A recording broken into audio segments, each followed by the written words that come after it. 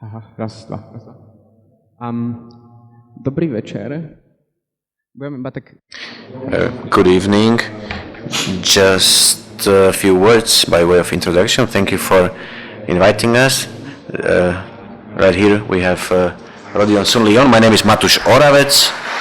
So that's just to introduce ourselves, and we will play in 3 blocks, songs in 3 blocks. All of these songs we wrote ourselves.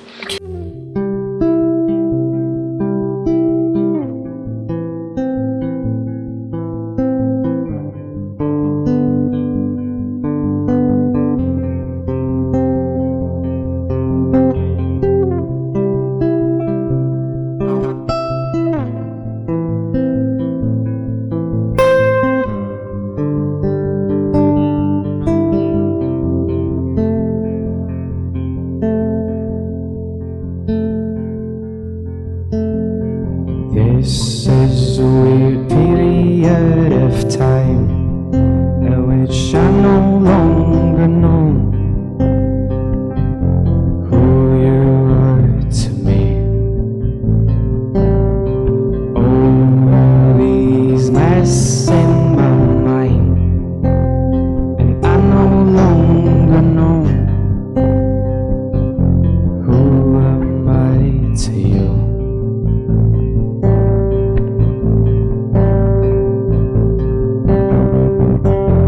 Curtain rises over and over, and broken sanity is no longer on.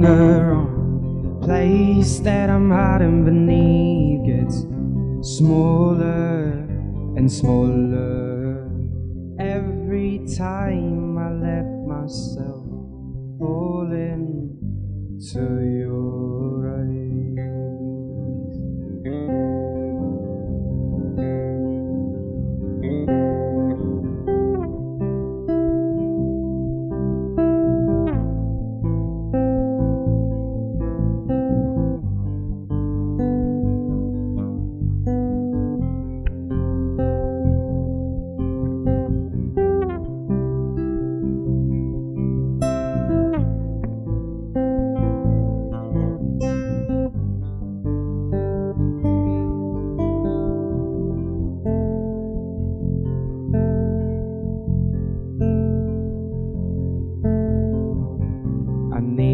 Go to far off lands alone, where I could bury your fate, my home.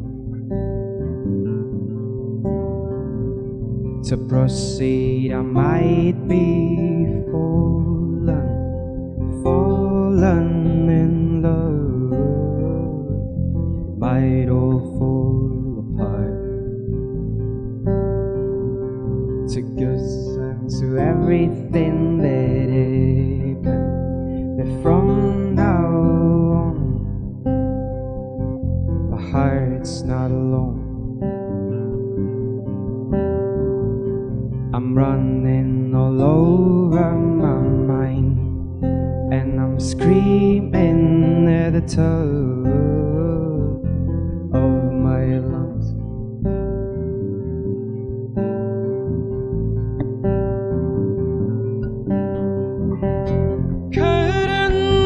Rises over and over, and broken sanity is no longer on. Place that I'm hiding beneath gets smaller every time I let myself fall into your eyes.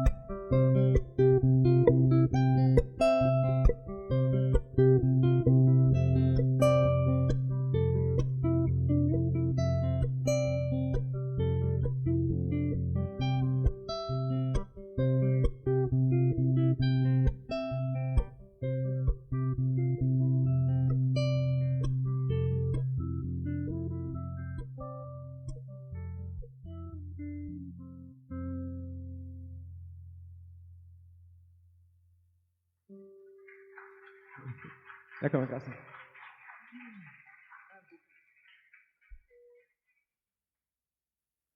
Thank you very much to Rodion San Leon and Matush O for this beautiful opening of this event today. My name is Markus Huber. I'm the director of the Goethe-Institut here in Bratislava. And before we start with the Reporter Slam, I shortly would like to introduce the larger project to you, the context in which this event is happening. It's a European project organized by the Goethe-Institutes in the region together with amazing partners in Slovakia, in Hungary, in Poland, in Lithuania, and in the Czech Republic. You can see also the partner here. I also would like to mention that we are very happy that we can collaborate here in Slovakia, in Bratislava, with two amazing partners, which is Capital on the one side and Yadu. Both of them are here, so thank you also for your collaboration and contribution to this event. And even though the topic of this event is a serious one, the war in Ukraine and how to report about the war in Ukraine, I also want to say I'm very happy about this event. Happy in a sense because it brings together amazing journalists that since a long time are doing their work in a beautiful way, and that do reportings about the war in Ukraine in a very critical and in a very transparent and a very engaging and empathetic way. So I'm very happy about that, and I'm also very happy that all of you are here, because that also means that this is a still interesting topic. I say still interesting because after 2 years of this terrible war in Ukraine, one might think everything is said and everything is seen. It is not, unfortunately not, and it is even more important to look at it, to focus on it, to talk about it, to report about it, and to support also the journalists that are doing that. So that is the reason why I'm also happy about that. Before we start with it, I also want to mention some technical details. I'm speaking English, but I'm the only one who's speaking English today. The event will happening in Slovak, but it will be simultaneously translated into English. So if there's anyone like me not speaking so much and so good Slovak, then there are translation tools at the entrance of the room, and for all the others, enjoy the evening. We also will have short reception after the event, which will be outside with some snacks and some drinks. And before I hand over to Susanna Keplova, I also would like to thank 4 persons. For one, the 2 translators that are in a room behind us. It's David Hrenko and Matusz Nemet. They are still starting, but they will do an amazing job because it's always not easy to do these sorts of translations, so thanks to them. And I also would like to thank Susanna Benjachova and Linda Gillmeier from the Goethe-Institut team, who put all the pieces for this event together and actually made it happen. So thanks to you as well. Without further ado, I would like to hand over to Susanna Keplova, who is the moderator of this evening, and who will also introduce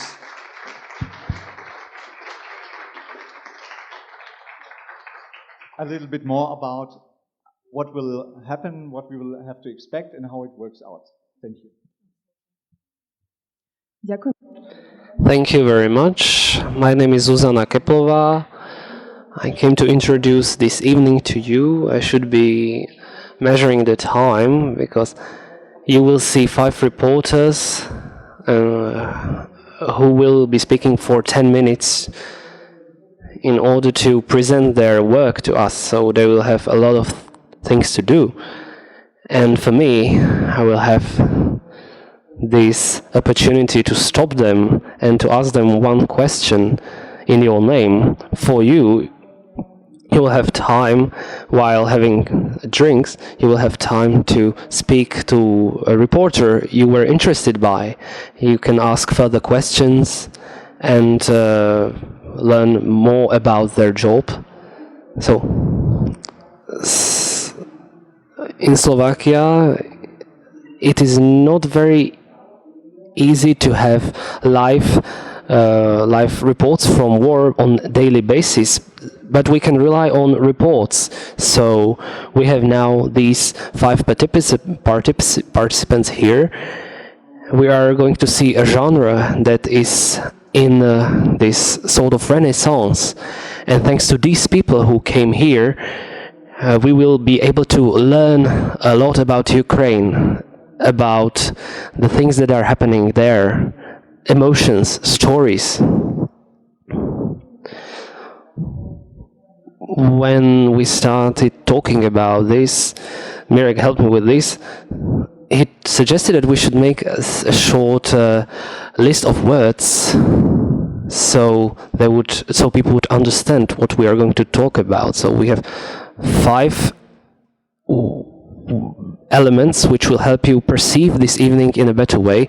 Word reportage is from the word in French language report, which means bring stories, bring ideas. So these reporters and reportages are investigating in the field, and they are bringing fresh information, and they want to persuade the spectators that you have to look directly at these problems that are presented. For example, we have another word which is a fixer, and that is a person who helps a reporter who comes to a new place, a new country, and who is not trusted by the local people. So this fixer helps the reporter. He's a local man, local woman who helps reporters to gain information. From some reason, there is a deadline word here given by Mirek, which is a date until which we have to submit the report, and I think it's the least good thing on the list. PTSD, post-traumatic stress disease, which is witnessed by people who were affected by stressful situations. They recall obsessive memories of suffering. They lose control, orientation, and they are in jail of their memories. And there is also editor, which is a fancy word for redactors, reporters. So when there is material gained by a reporter, he sends it to the newsroom, and this editor, he helps to create one specific output which is well presented, well structured, well organized, cohesive and coherent, and which presents in a very good way what reporters found out. So we will start by Mrs. Jana Čavojská. You have 10 minutes. The time is running out, so you have 10 minutes. Good luck.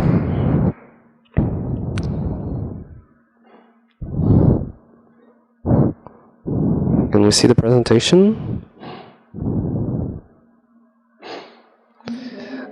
Dear friends, the war in Ukraine has begun in 2014, and for the first time I went to Donbass in 2015, and since then I keep returning to Donbass and Ukraine since Russia has launched a special military operation there.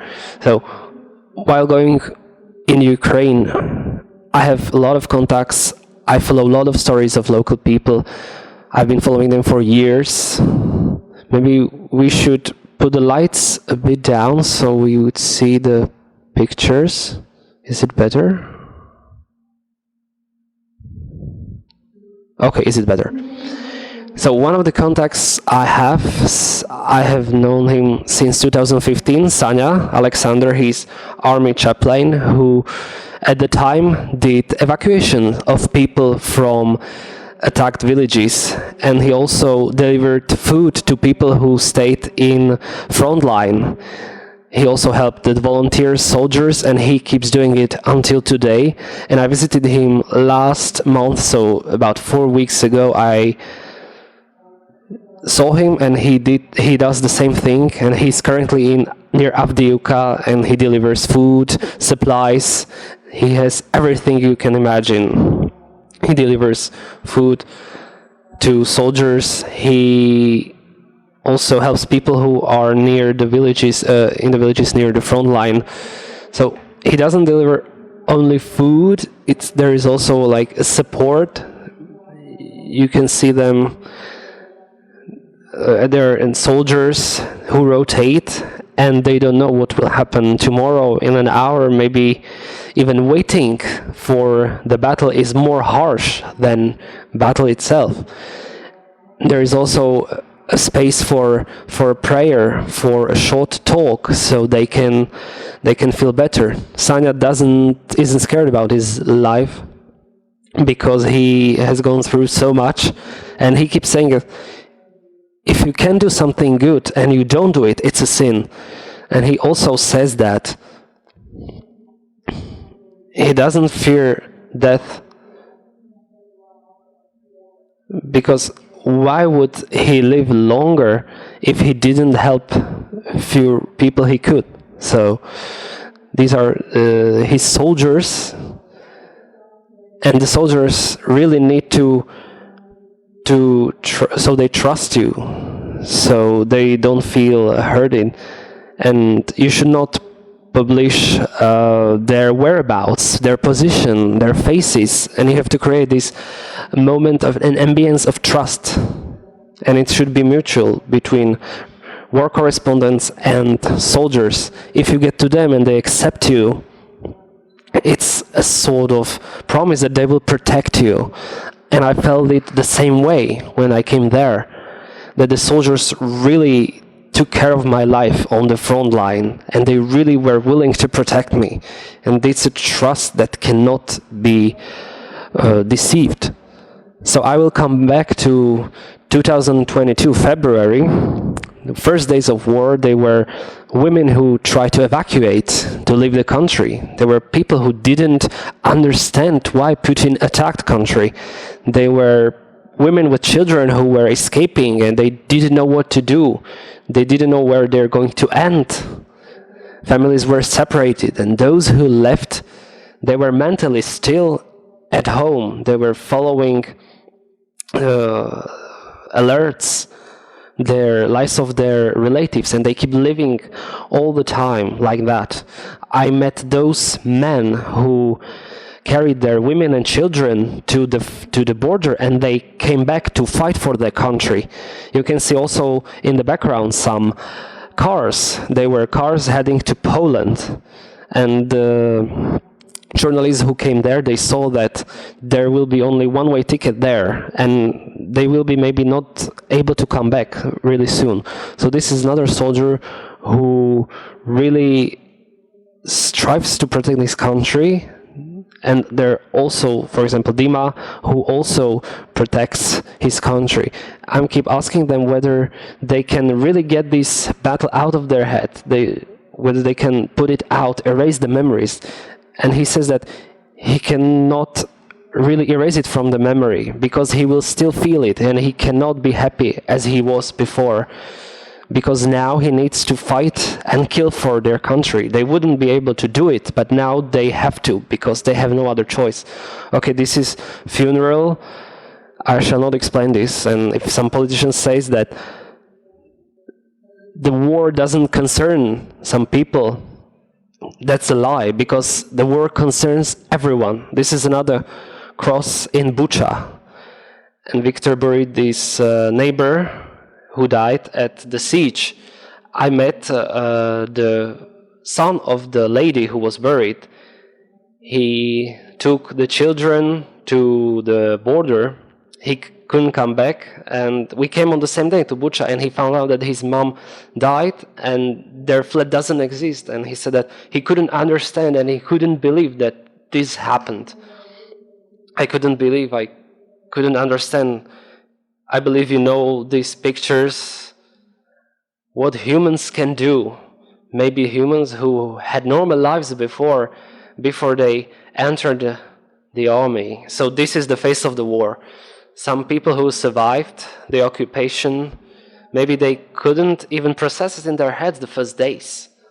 So I've been looking for the particular story. This is Oleksiy, who survived this occupation in the cellar. And I talked to him on the 5th day of the liberation of Bucha, and then 1.5 years later. And 1.5 years later, he had more severe consequences of PTSD than before because it fully developed in his head. He really thought about it all the time. He reflected why some people are capable of doing this, and he doesn't want to come back to these dark cellars, and he was really obsessed with having furnaces or lighting candles because he wouldn't want to live in the darkness. These are people in Kherson who came to the city center after it was liberated, and people who had no rubles, they couldn't eat. It took me 3 days to get some permissions to get there. Fuel was scarce. You only could have 20 liters.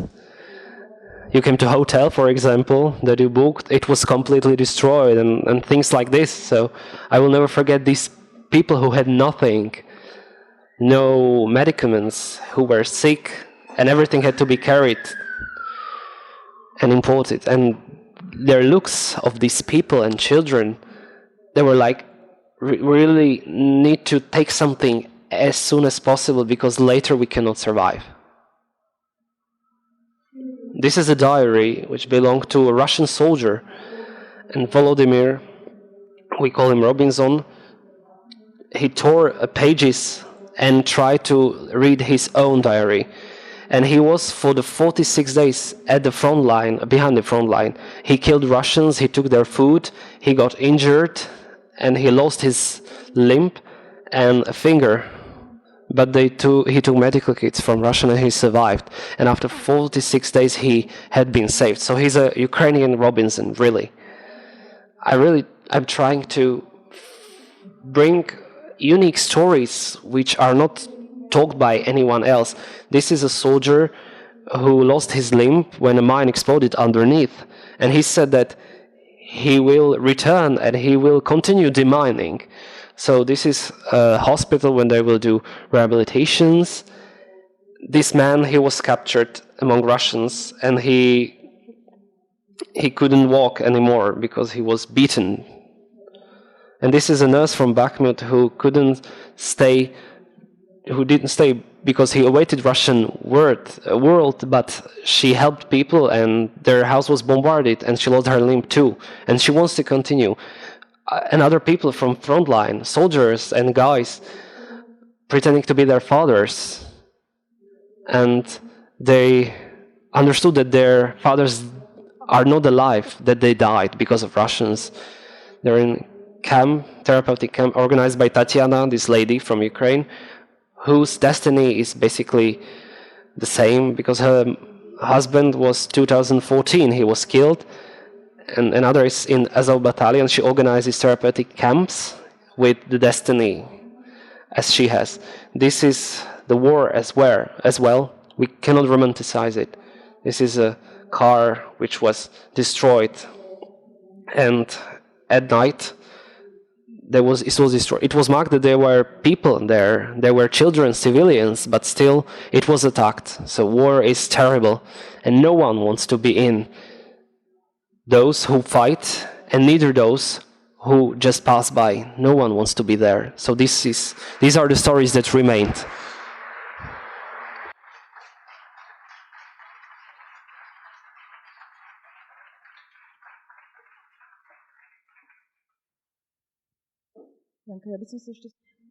Just one more question, Janka, if I may. You are a reporter. You travel to places that are very tough, let's say, and you see what options there are for us to help people there. You have a privileged position in a way. You can bring that knowledge here. How did you work with this opportunity during the Ukraine conflict? What are you going to do with it going forward? Yes, I already mentioned it. There was a therapeutic camp, which you could see there on the slides. We support those camps. Then in April, 46 kids from there will come to Slovakia for a week. They will relax here. I also mentioned the chaplain, Sasha. We are trying to raise money for him. On Donio, we are also raising funds to buy drones. We are sending them then to these people. Of course, I'm a journalist. I don't have all those financial means that I could possibly use to help them. I have some means, but last spring, together with my friend Marcel Rebrov, we started traveling to Ukraine together, and during the very first journey, he didn't go just like that, but he also wanted to take something with him, and since then we have always tried to collect money and to provide specific things to specific people there in Ukraine. So if you want to clap again, that will be for him as well, because he's sitting right here in the room with us, Marcel, that is. And our next speaker will be Mirek Tóda. The floor is yours, Mirek.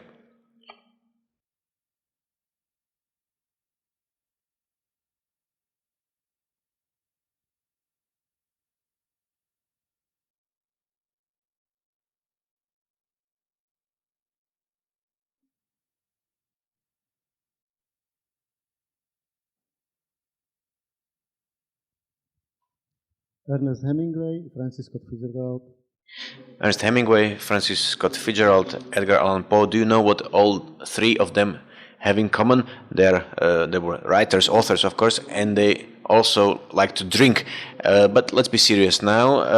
The portraits of these three authors were hanging on the walls of the bar in Kharkiv, Stary Chem, which was destroyed in 2022 by a Russian missile. And this bar where journalists, where intellectuals, where hipsters would meet, this bar was dedicated to Hemingway. This was an author who was famous because of his war writing. And when I was a journalism student, I dreamt about being a war reporter.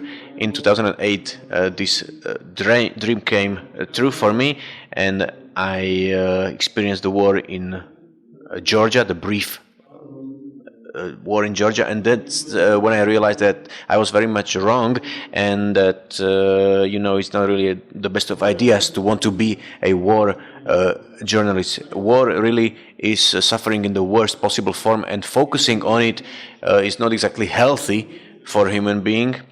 And I realized this after I visited the city of Gori, where Stalin was born and where Russians bombed a residential house.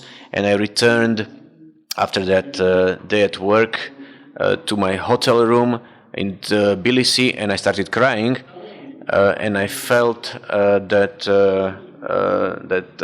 I could sense that smell of the burning body, and that's when I realized I love my work. I love being in the terrain, working on a day-by-day basis. Then the writing that comes after, that's secondary really. I love being part of the story, but when I was in Gori, when I could feel the smell of a burnt body, I realized I don't want to focus on wars. I just wanted to be a reporter in general.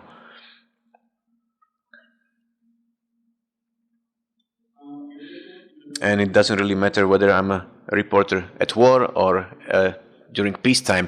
You could say that writing reports, there are several rules that you need to follow, and if it's a war report or war reporting, there are a few extra rules.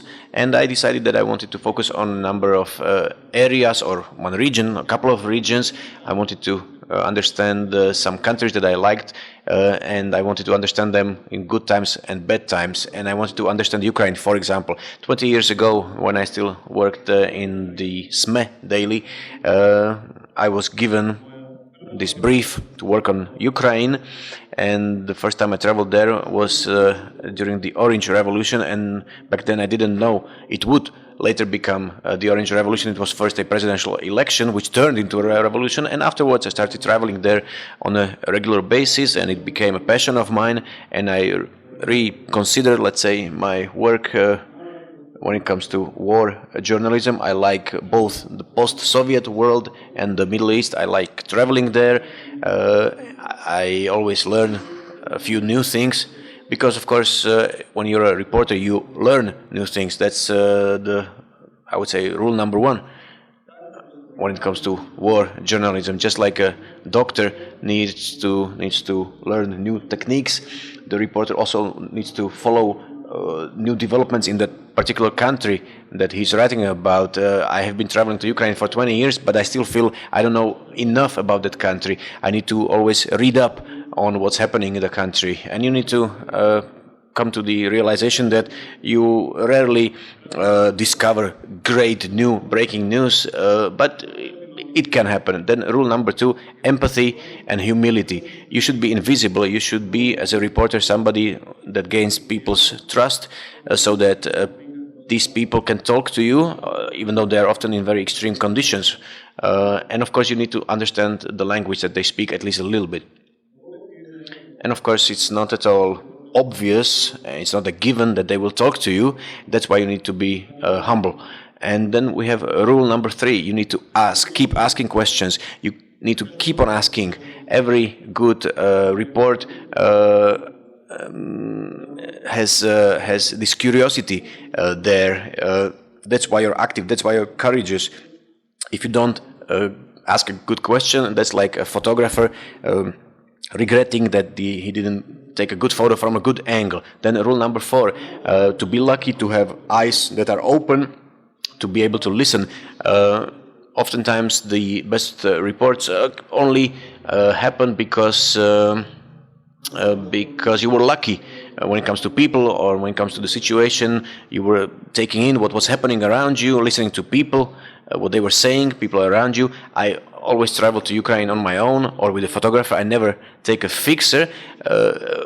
When there was the first anniversary of the war in Ukraine, I said to myself, okay, let's do a challenge. I will try to be the best fixer that I can be. I made a lot of phone calls, which I hate, especially when having to talk in Russian. I wrote a lot of emails, but I didn't get a good result. I came to the Donbass, but all these bureaucrats were telling me I couldn't do anything, nothing was allowed, and so on. So basically, I was just a journalist, a reporter from the N Daily, Dennik N Daily, and not the New York Times. I later realized that people from the New York Times did gain better access than I did. So I wasted a lot of energy on this, but when I returned back home, I was really tired and I didn't want to travel there again. And that brings me to rule number 5, improvise. No report was written just sitting at a desk. Everybody knows somebody who knows somebody. So work with the sources that you have, with the contacts that you have, which is something that Janka also said. So come back to them, ask them what they need from you, what should be brought to them, stuff that they need, things that they need, and show empathy.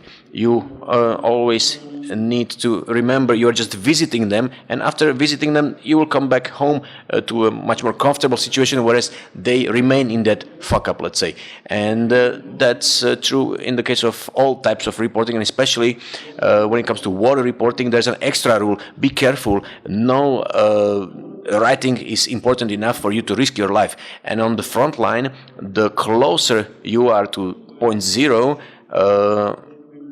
the more you have a relaxed attitude from the soldiers. They will let you pass the last checkpoint perhaps more easily than the first one. And I remember a particular situation in 2016, just like Janka said, the war didn't start in 2022. It in fact started in 2014. It's been 10 years now.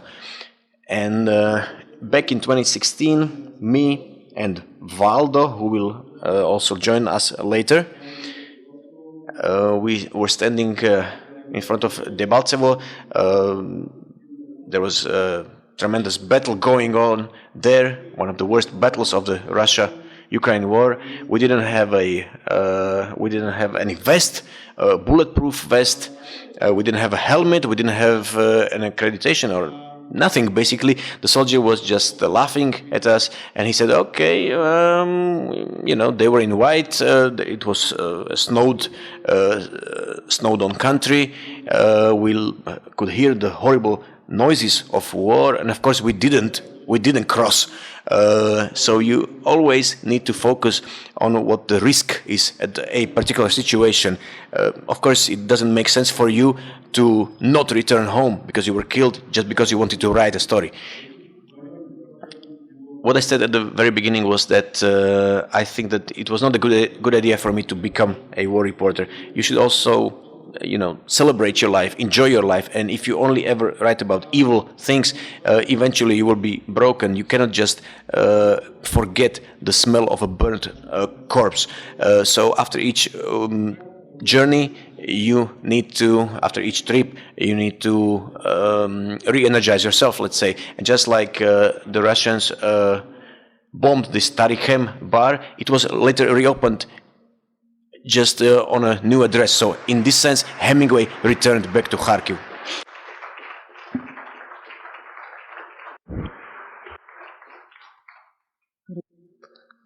Okay, one more question for you, Mirek. You keep speaking about, we have to prepare a lot to make a report. So how much of this text in the end is improvisation? How much of it is just luck? So maybe luck is the most important thing, I believe. So all the time I go there with, this stress.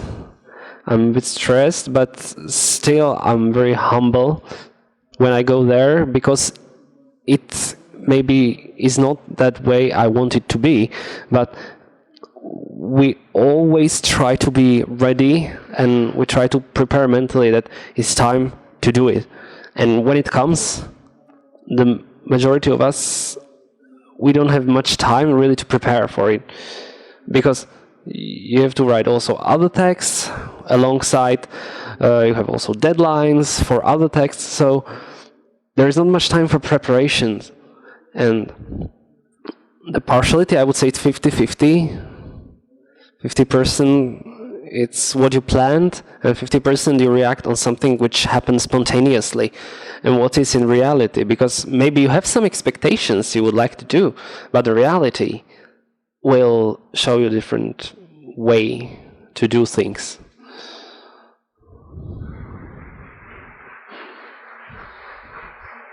Okay, so I could be asking much more, but now Andrej Bán is coming, and he defined for a long time what does it mean, Slovak report.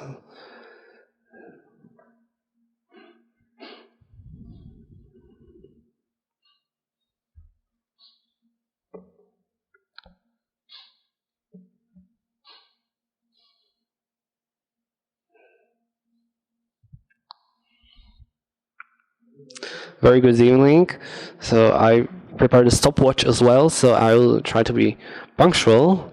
So it's been 10 years since I came back from Crimea. When I was there at the beginning, Crimea was part of Ukraine. When I left, it was annexed by Russians and occupied. And this is the initial picture because it is an icon of Ukraine tragedy. These are those unknown green men in Russian, which were spoken about Vladimir Putin. They are tourists which bought uniforms in army shops and came to Crimea just on holidays. And those same people were awarded by Putin as heroes on the Red Square, as the heroes of Crimea. And these pictures were created when these green men were marching around Ukrainian military bases. And the main difference is that Ukrainians at the time, they didn't fight them. There was no one on Crimea. No one was killed. No one was harmed. But Crimea was annexed illegally, because annexion being of some part of country, it can be only decided by a referendum of whole country, which didn't happen. This is a very, very rich picture.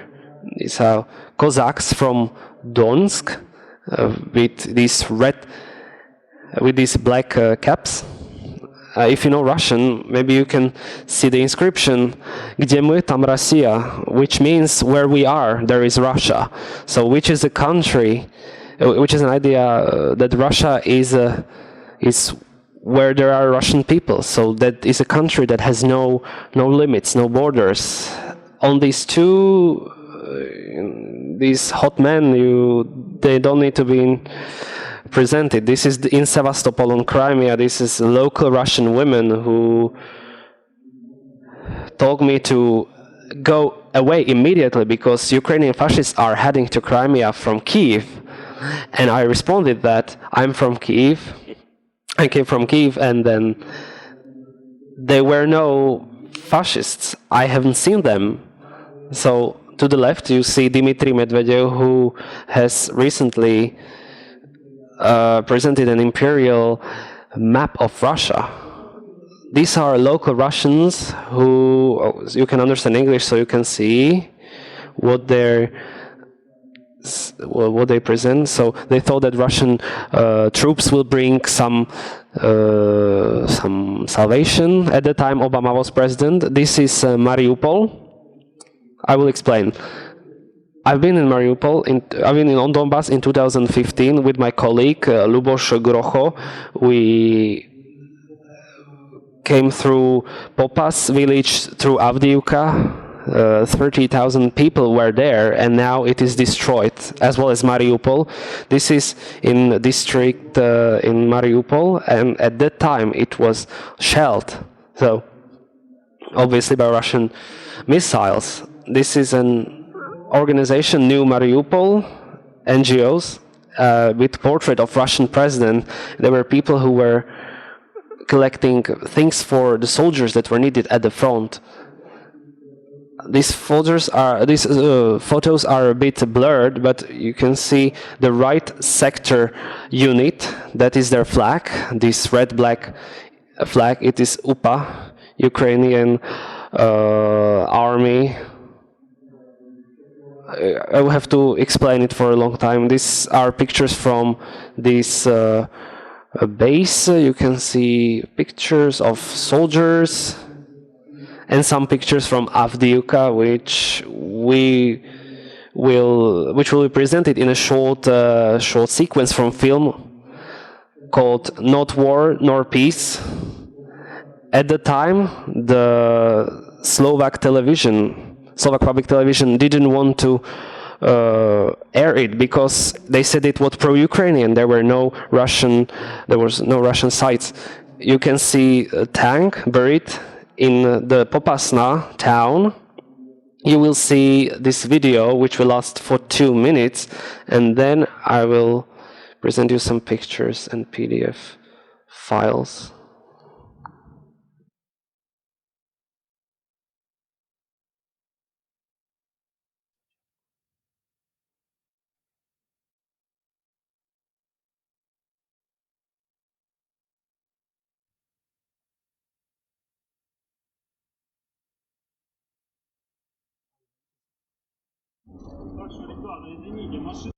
Sorry, this is not Lexus. We don't go on these places, you understand. To go and lose a car for $2,000, $3,000, I don't want it. Sergei, the driver, he shows the journalists areas in Donbass region.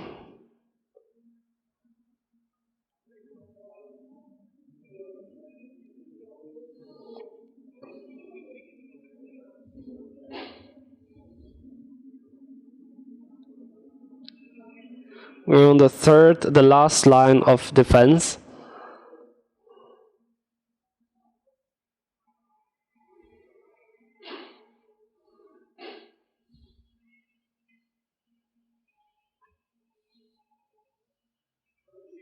What happened in the last days? There were some shooting. Yes, there were a lot of shooting from Donetsk, from the airport, from the Spartak district. To the 4 shots. Someone was killed. No, there were no victims. And before there was some shelling. Yeah, it was 2 weeks ago. About 52 shells. No victims. And before there were 24 shells, and there were also victims at the time. A young man, 26 years old, killed, and also 2 women wounded. And I don't know what happened to them later. And they didn't shell you at this very specific spot? Yes, they did, 3 times. But the situation is specific. There is this, there will be a catastrophe if this is hit. And what could happen if this is hit? It's a chemical factory. You understand what could happen. That would be an ecological catastrophe. Yeah, but if they don't shoot from that, we don't react. And if they shoot from that time, if they shoot to Avdiivka, if they shoot local people, and when they keep coming with weapons, then we resist. And then we let them know that there are armed forces here. We have to live in peace. That they do not, that we must live in peace. That's we keep repeating.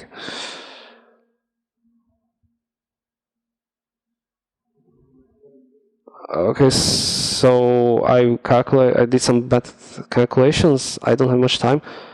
Okay, so these 2 pictures. Okay, so there was some misunderstanding. I have a PDF from my book that is being prepared right now, which will be called Ukrainian Leporello. It was my 4th book of photographies, and I will just run through the pictures. There was supposed to be like 2 pages on the Leporello, which should be like open and closed, and it should be published this autumn. And the beginning of the story is, as Jana mentioned, is the 24th of February, and the borders. So I went to the borders with Ukraine in Vyšné Nemecké, Užhorod and Uble, just to say some interesting facts. All these pictures were taken by iPhone, and iPhone for me, it has an important thing for me, and it is better than what I had in the past, old camera. And also a lot of colleagues who work abroad, they take a lot of pictures by phone because it's practical. And this book will be not only about the war in Ukraine, but it will also be some sort of essay, a documentary about how the war influences the life of people that are not located near the front line. And we can see it also looking at the people who lost their limbs. And also this book will be about the things that are maybe a bit bizarre, maybe absurd, because Ukraine, it is not only war and fighting, but it is also people who have their own stories and who did something that really made me laugh. You can see Western Ukraine here on the pictures. I don't want to keep showing you because I have a lot of pictures. There are more than 80, but we don't have time for them. So thank you very much for your attention.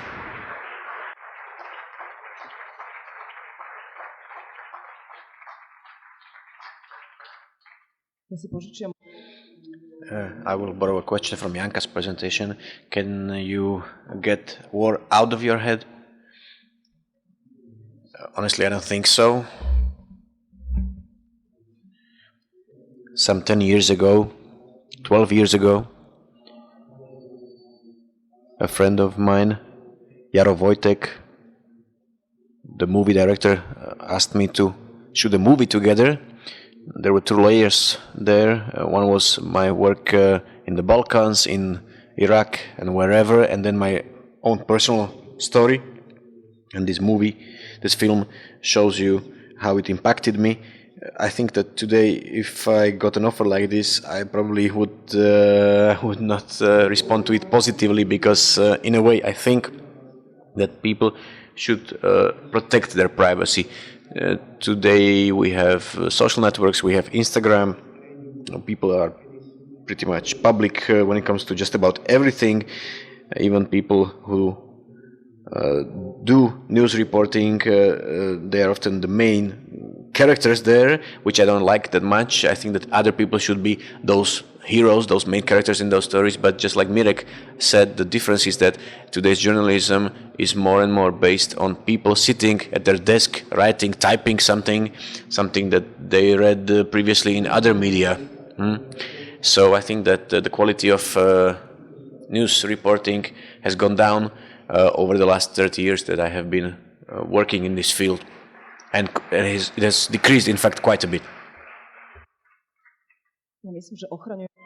I think that I am really protecting your identity very well because I haven't introduced all of you, but I think that all of you can Google, use Google, and you know what these people, you can find out what these people do anyway. So we have another piece of music now, and then we have Sára and Vlado coming afterwards. I will not even mention their last names because of GDPR. So let's have some music now, and then we continue. Thank you.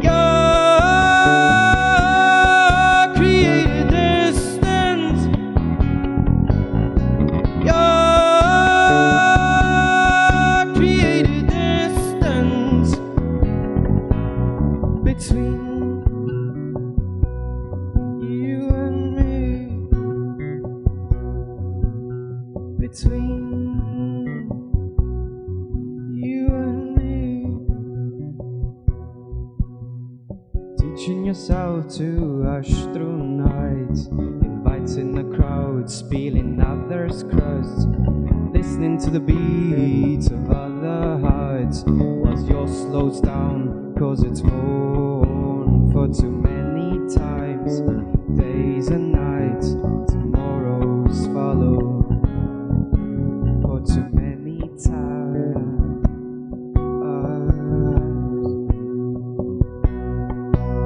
Too many times.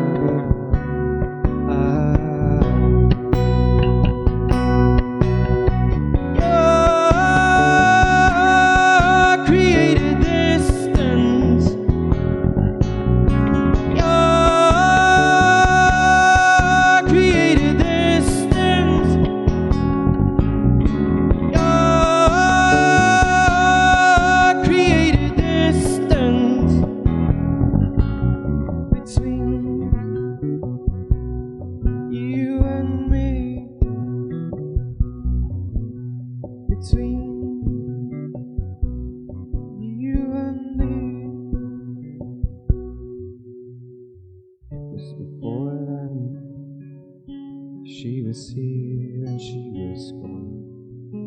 Now we're both gone. So where they put the Denver?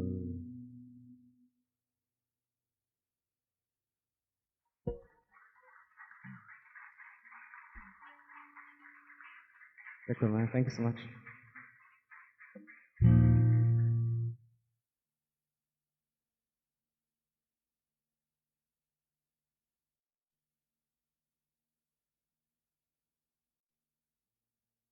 I'm sorry.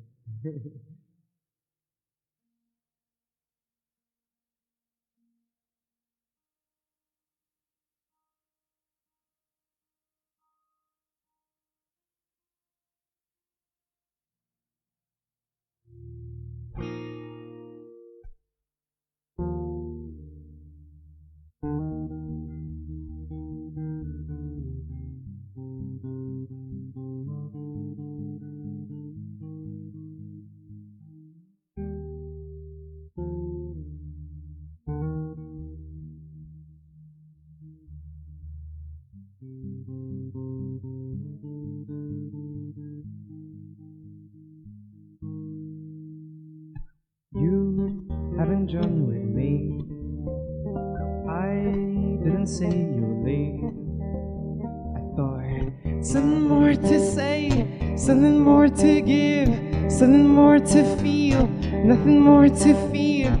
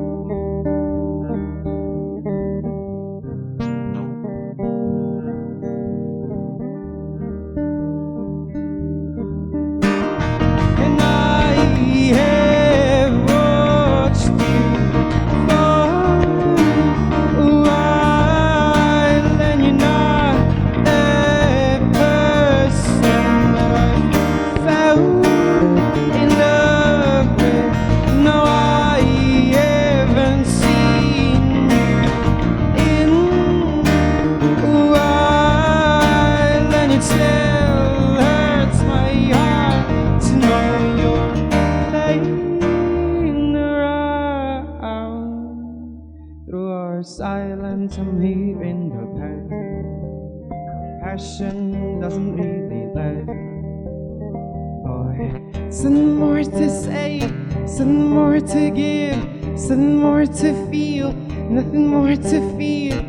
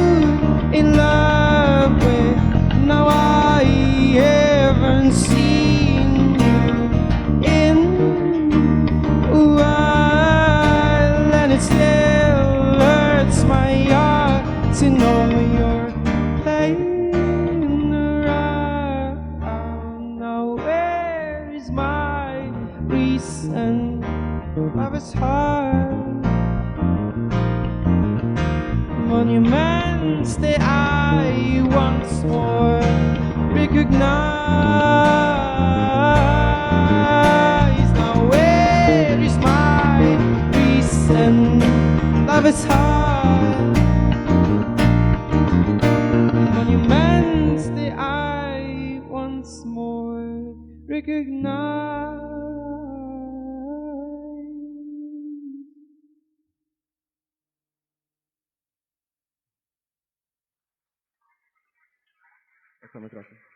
Thank you so much.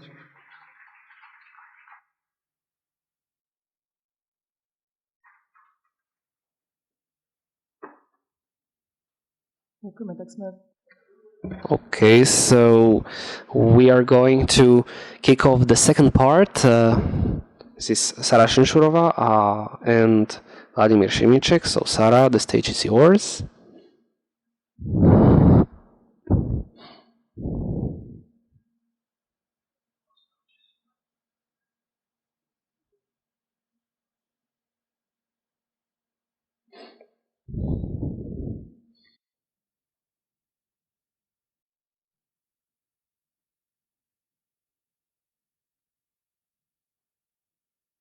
Dobrý deň. Good evening.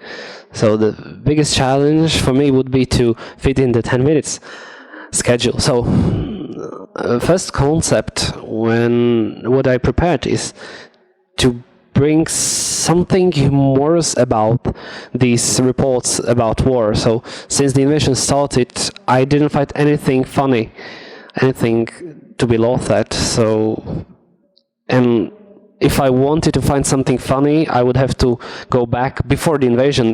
It is in August 2021.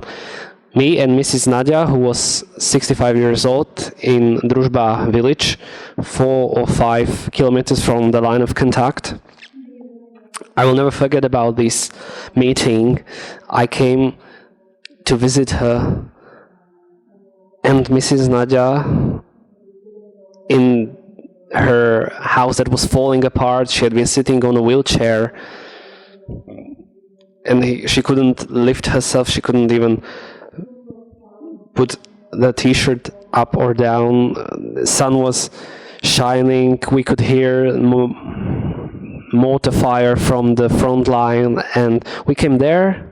Mrs. Nadia was sitting there and she couldn't even move, and I thought that she would be really furious that we just interrupted her life, and she just turned to ourselves, laughed, and she said, "Welcome, my children, I'm very happy that you're here, and if I could, I would raise and I would prepare some delicious food for you."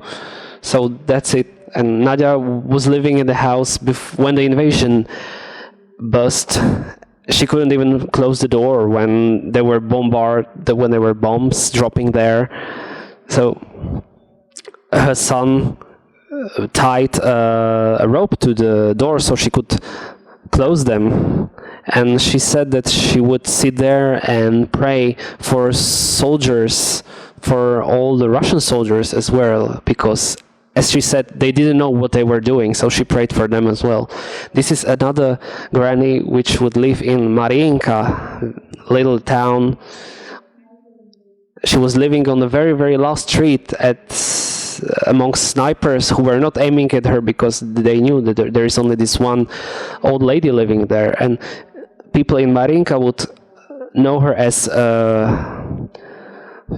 Smiling Livia, because she would always tell jokes, and when someone wanted to visit her, he had to run through snipers, and there were also mines there, so basically there was no one going there, and she would say that she's a doctor of herself, that she has all the medicaments and she chooses what she needs.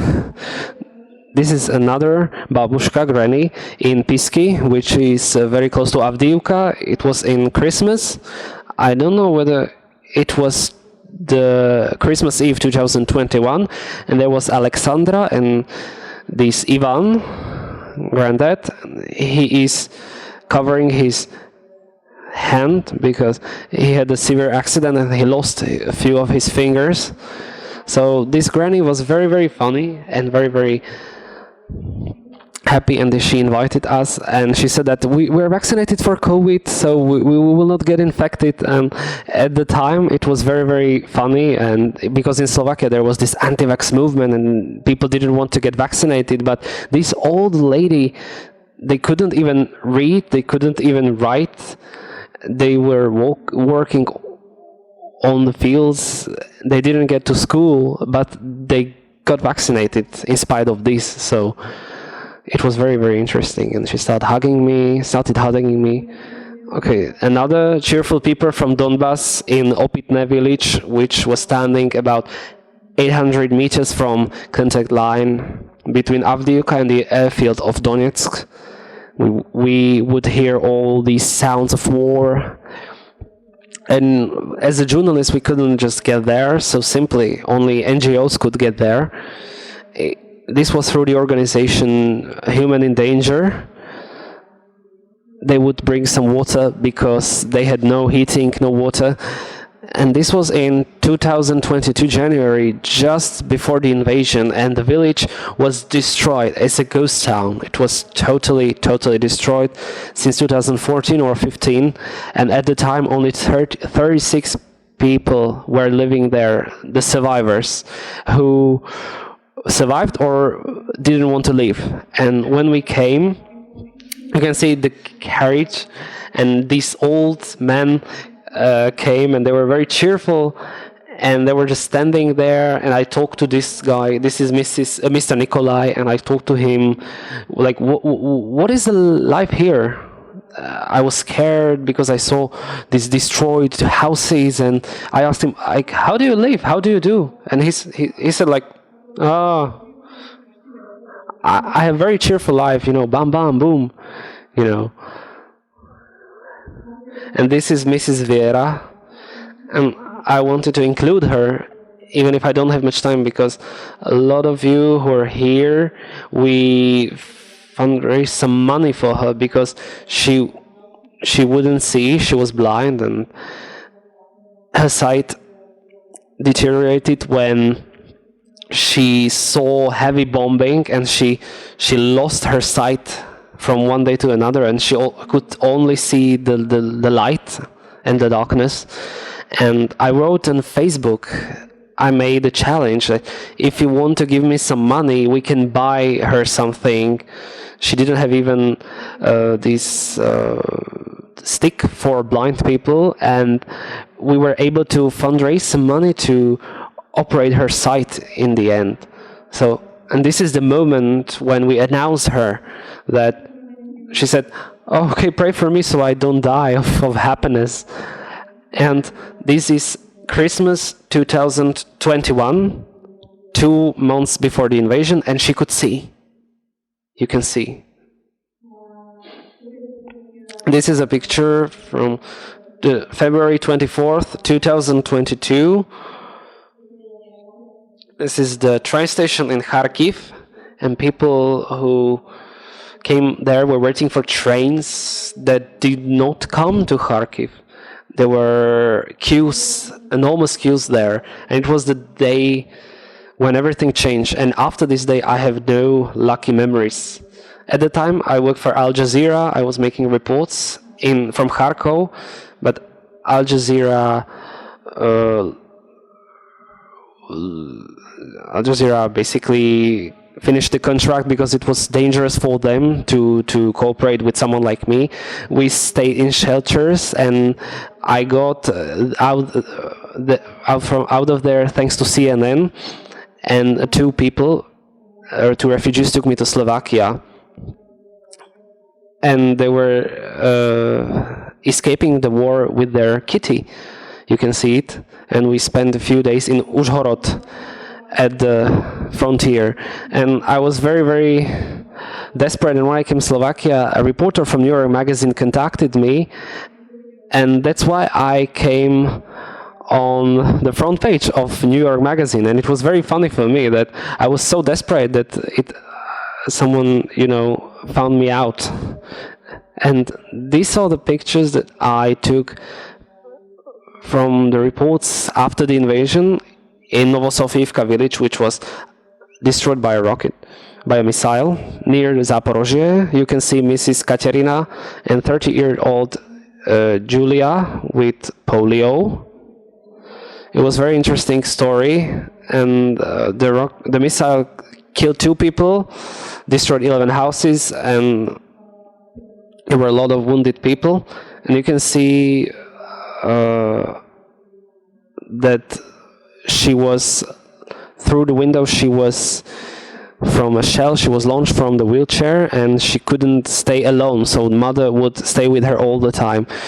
Here you can see Katerina, and each of their family members was either wounded or killed. This is a village near Zaporozhye region. This is Ludmila, her house. She was sleeping on a couch and a missile hit her house. She survived somehow with all 3 cats, but this is everything that remained from her house. And this is a few days after a missile hit a block of flat in Dnipro. This is how it looked like. You can see fridges hanging there. This is another photography. It was a report made by Jana Čavojská in Smila. And when we were going through Smila, a few meters from us, a piece of missile that was shot down fell near. And it exploded very, very close to us, and we really rushed out of car. We ran through shelter. It was one of the moments who came there with this little baby, and she said, like, what did she do if he had to go through it? And then there were these teenagers who played the guitar and sang Ukrainian songs. This is Mr. Vladimír, whose house was destroyed by a missile, and this lump of bricks is everything that remained of his house. And in the end, I would come back to these old people from Donbass. This is Viera. Viera could see again in 2023 January. In 2022, war started, and she was alone at her house, and she had panic attacks, and now she lives in Poltava region, and we keep calling her, and she says that she is depressed all the time. She has no reason to live, and she cannot afford even a toilet paper. So it's sad. This is Nadia. When I really felt sorry for her, because she couldn't even leave her house, because she couldn't even get out because of the wheelchair, and she would just keep sitting there, and she would pray all the time. And somehow her son took her out of the house, and this weekend I'm going to Ukraine again, and I hope I will get to her, and she's living in Poltava as well. This is Livia, who lived in Mariinka, and she's not alive anymore. Her house is destroyed. She said that she wanted to die in her bed, and maybe it happened. Livia's house was bombarded in March or April 2022, and nothing exists. And this is Babushki and Dedushki in Pisky and Opitne, near Avdiivka in front line. I know about only one person who was evacuated and who survived, and it is not very probable that anyone survived. And even if anyone survived, it is very probable that they would die because there was no food, no electricity, no water, because there was basically nothing there. Thank you very much.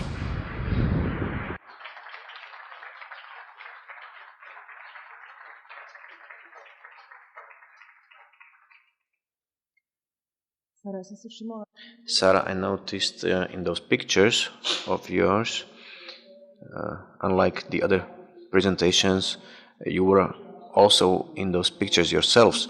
So there was a change of genre in a way. It looked like pictures from your family album. You looked like you were a member of those families, even the way that you talked about these people. So that would be my question. How do you draw a line for yourself, a professional line? These are my close, relatives, loved ones, or it's just people that I met and I have to leave them? That's a tough question. You go there with this idea that, of course, you have to leave, but these are memories that I will keep in my memory for a very long time.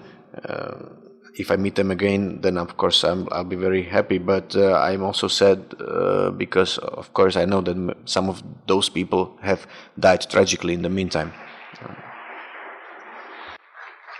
Ďakujem. Posledný.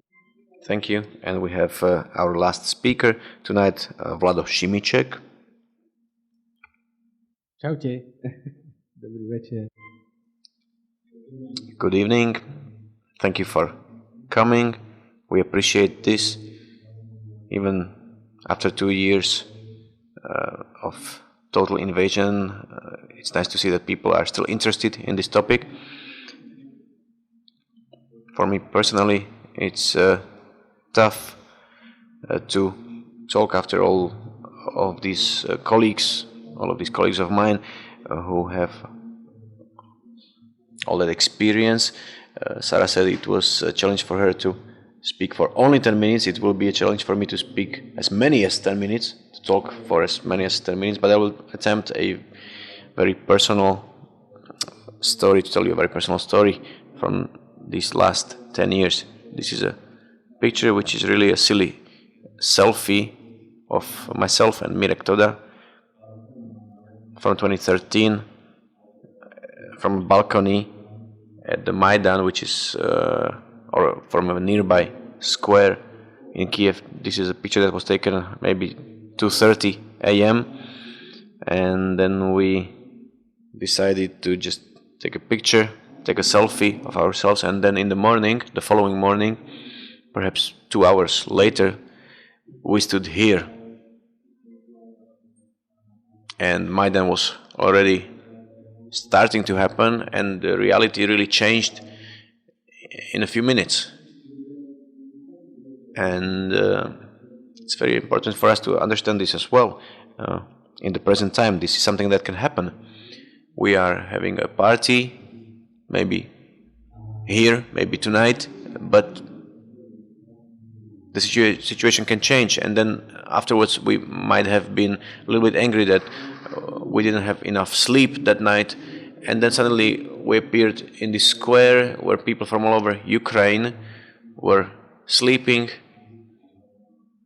It was the town council, the mayor's office in Kiev, where people went to sleep, people from all over Ukraine, young people, old people, those who participated in the Maidan protests, and this is what happened in a time of 3 days, really. That was the beginning, and then it took a long time. It lasted for a long time, and we traveled, just like Mirek said, to Kiev since the Orange Revolution, whether the situation there was such or such, and we had the desire to travel to all neighboring countries. I don't think we wanted to be war journalists. We enjoyed traveling to the Czech Republic, to Hungary, to Poland, to Ukraine, wherever the case may be, even to Austria. And we often traveled to Ukraine, and one day these things started happening there, and we didn't stop traveling there, basically. So we experienced Maidan there, then we went again. For Mirek, perhaps it was not his first experience of this type, but for me it was my first wartime experience back in 2016. Our budget in the newspaper was very limited back then. We didn't have really access to quality equipment, to bulletproof vests, to whatever the case may be, but we had that feeling that it was very important for us to travel there and to inform Slovak readers about what was happening there. So that's how it happened. We showed up in Avdiivka, and we approached a military unit there, and Mirek really just pushed a foot in the door there and said, "We're going to sleep here tonight." They said, "No, you're not." He said, "Yes, we are." And that's what followed. This was the image that they saw afterwards. They called us aliens or ETs. Just two people who showed up, and they rented us those vests and those helmets. Rented them to us. We didn't want to be war reporters or war journalists. We just wanted to bring a story to our Slovak readers about what was happening in a neighboring country, and I think that hasn't changed to this day. Here you can see a picture that was taken a few days later when Mirek and I were sitting in a restaurant some 100 meters away from us here in Avdiivka. There was a shell from a tank that hit a house. Several people died there, and today you can hear reports of how Ukraine lost Avdiivka. It's a tough thing to talk about for us, and this is what Mirek was mentioning, Debaltsevo, in 2014, when that soldier told us, yeah, sure, go ahead, you can cross the line, that's okay, you can do it. For me, this particular discipline is very bizarre in a way. Wartime journalism, war journalism, I don't think it's normal to live with this feeling that you're a war journalist. You should really have that feeling that you're a journalist that brings stories from wherever they send you.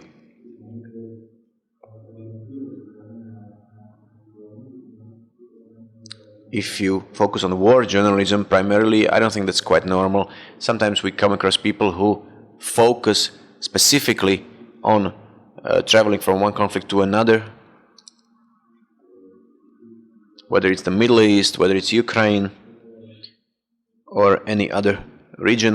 They just follow conflict, and I don't think that's quite normal, because it brings many moral dilemmas.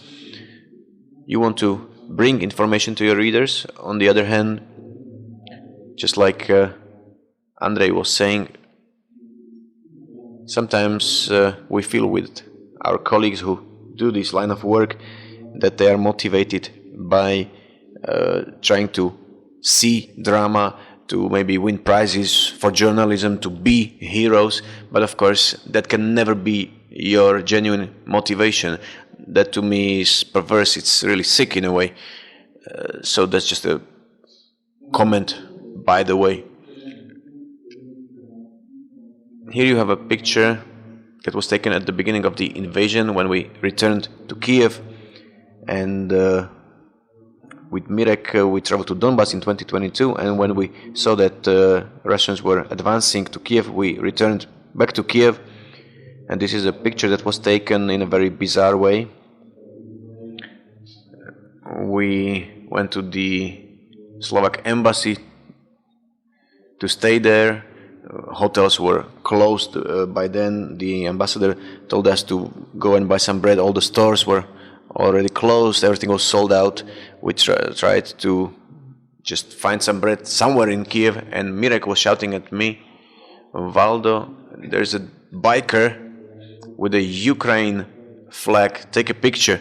So I snapped this photo, which is just a random picture.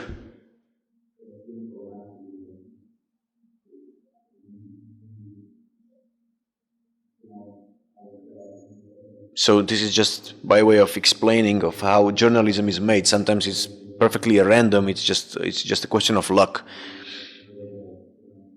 And sometimes it is the result of very disciplined and tough work, which can be successful or not.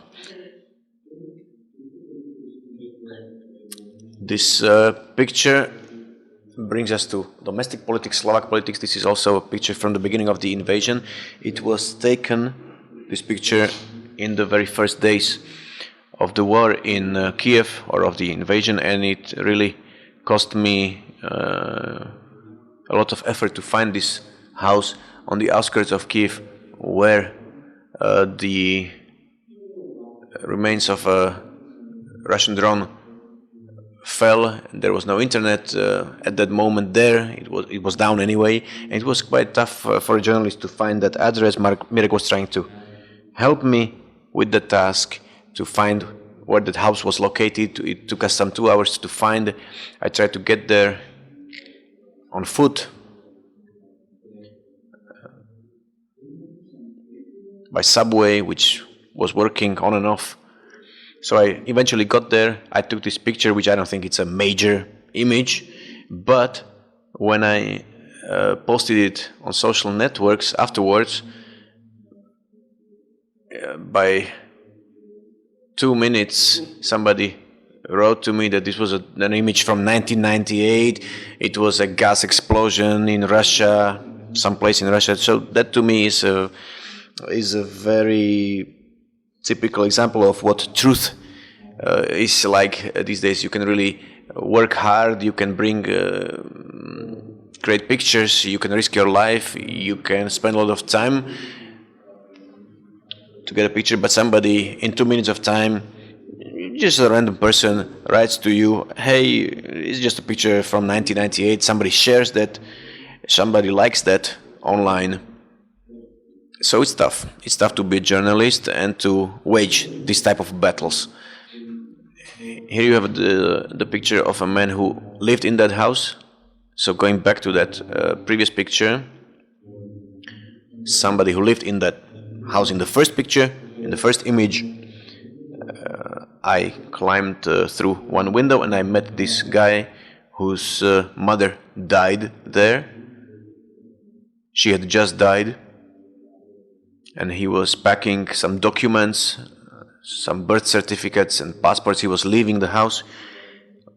His mother was in the hospital at that time. She later died, and when we returned there a year later together with Mirek, and we talked to him, and he told us the entire story of what had happened. But anyway, to some people it was just a gas explosion from Russia from the 1990s. This picture I only included because Goethe-Institut asked us to also talk about the background of our journalism, and here you have the participants in a course of tactical medicine which we organized. In a way it's a silly thing, but for us journalists it's not an everyday thing. If you compare it to the conditions that people from Western media have, where they arrive in Humvees, in armored vehicles, they stay in the same hotel that we do, but their security detail is former Navy SEALs. It's a completely different situation. For us, Mirek is an accountant and a fixer, the guy who does the phone calls. Me, I'm the driver, I'm the security advisor, whatever task we have to deal with, basically. So it's a challenge. We try to deal with everything and to bring the story home. And this is the result, the final result. Those two vests that you can see, it really took us a lot of time to get our hands on those vests. Today it's not such a big problem, but at the beginning of the invasion it was a problem. I'm very much a dog person, and this is a tough moment for me. When you travel, you experience a lot of things that don't end up in the media, in those stories, but sometimes something in a way breaks you that you start crying. And to me this happened at the beginning of the invasion when we were part of the evacuation of our embassy. We couldn't live anywhere else, so we lived at the embassy. We wanted to stay there, but our embassy asked us to leave.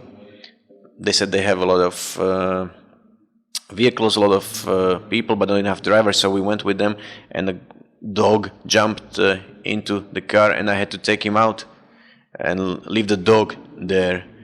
And I think everybody who sits here has a lot of stories like this in their memories. We cannot help everyone. We would love to, but we carry this somehow. We bring it home with us, and then we keep thinking about this. Couldn't you help some more? Couldn't you help that dog? Couldn't you help that person? Probably you couldn't, but it's still something that you think back on, that you keep reliving. Here's a picture from Kherson, where we were together with Mirek. Very briefly after Kherson was liberated. When it comes to photography, this is a banal picture, but these are 52 lines. This is somebody who was jailed there in a Russian camp of sorts. He was there for 52 days and he drew those 52 lines there. Then he was released, and to me this was one of the toughest images that I took. Even though when it comes to photography itself it's a banal image, but I remembered Auschwitz at that time or similar situations. But so that I don't only ever talk about tragedy and the despair, it's because of these two guys and this image, this set of images. Sára showed you a picture with a cat, and what happened to us was somebody asked us together with Mirek to stop and pick up two cats which people from Bakhmut couldn't take with them as they were evacuated. So they asked us to bring those two cats. These two guys got those cats, they brought them to us. These were medics from Bakhmut. And on a snowy morning, they brought those cats to us. We picked them up. And then we traveled to Kiev, and all along the journey, those cats were meowing, but these guys arrived at in a shot up ambulance, and that's when I realized I should do a fundraiser for an ambulance for these two guys, which we did. But then it snowballed in a way, and we have already collected some 500,000 euro for 50 vehicles and some other things. And the only reason why I mentioned this, thank you,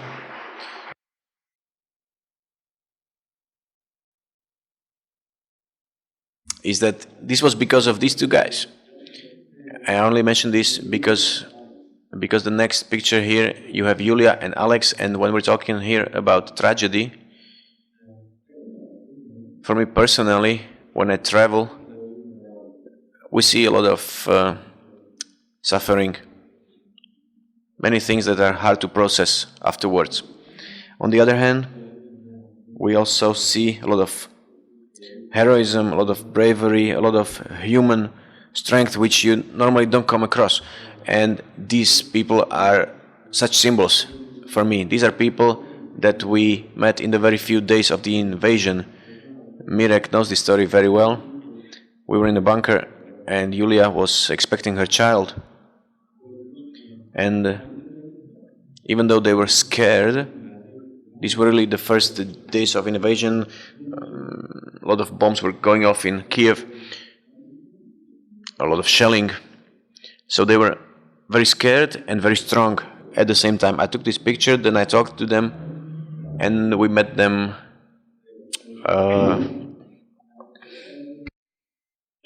a year later, and this is the result that you can see here. To me, this is an image of great strength.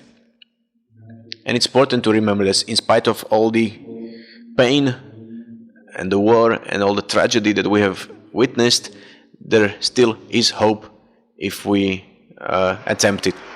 Thank you.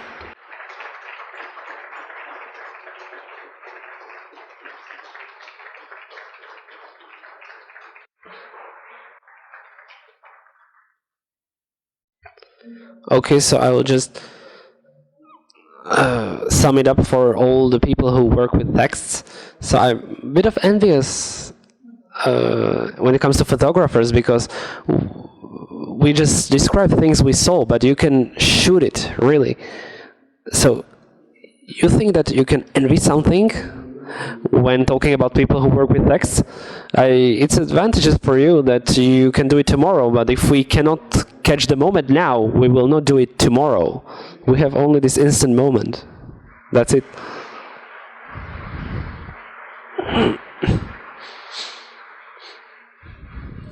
Okay, so I knew that with photographers there's a lot of fun, so that's why he was the last presenter. Thank you very much for coming here and witnessing this experimental format. It's like the beginning of first part of this format, and it should repeat. We tried to use the slam poetry format. We put in reporters, and we thought that we presented it to you, and we made a tribute to this genre. And I think that I hope that it will do well in Slovakia. And as Andrej Bán said, that it's deteriorating now. I hope it will improve in the time to come. nestratíte pozornosť. And we hope that you do not lose attention, that you will look around, that you will be following things that are happening around us.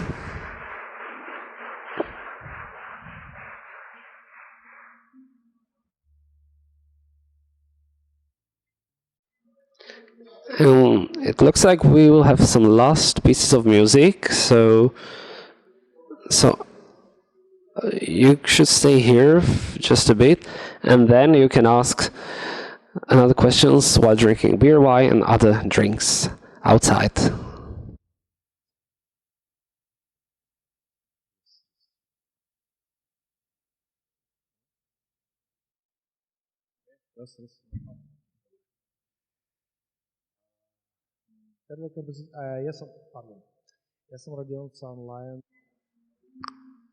I'm Rodion Line from Ukraine, Uzhhorod.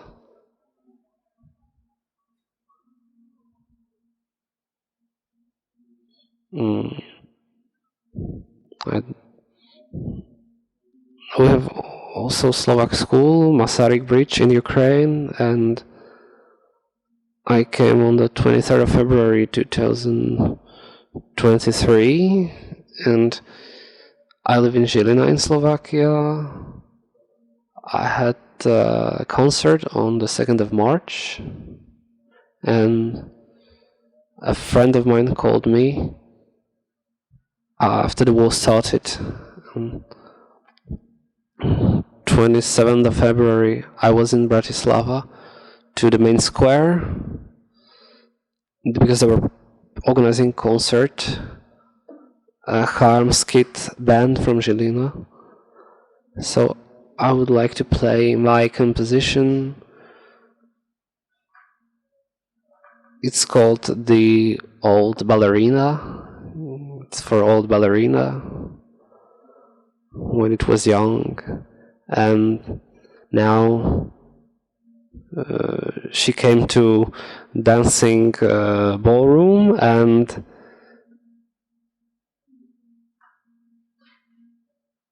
she said really backwards at the auditorium, and she kept looking on the young ballerinas, how they were dancing, and she would recall what it was like when she was young.